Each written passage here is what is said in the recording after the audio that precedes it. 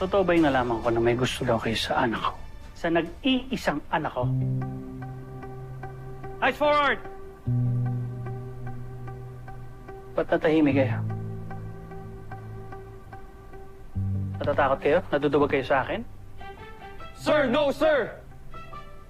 Then please answer my question. Sir, mataas ang respeto ko sa inyo, sir. Sir, ganun din po ako, sir. Ginagalang ko po kayo, sir. And sir, alam ho namin ang mission ho namin. At yun po ang #1 priority namin, sir. Oh, I'm sure. Pero hindi niyo pa rin sinasagot ang tanong ko. May gusto ba kayo sa anak ko?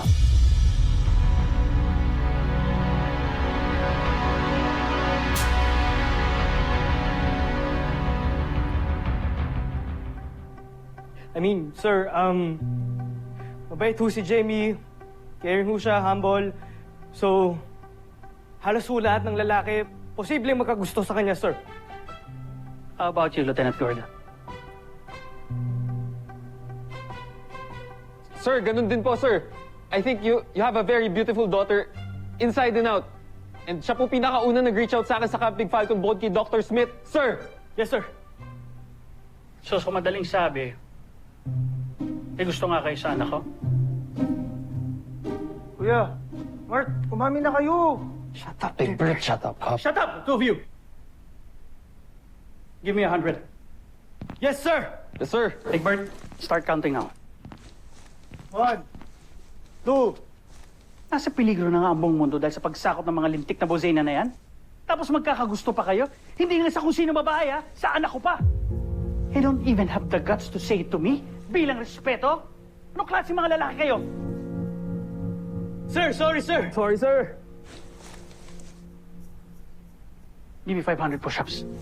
500? General, seryoso ho ba yan? Sa palagay mo, nagbibiro ako? Sa mga duwag na kagaya ng walang balls? Give me 1,000 more! Big Bird, start counting! Mart, gawin nyo na. Magdagdagan pa yan. Go, go! 19, 20, 21, 22, 23, 24, 25, 26, 27,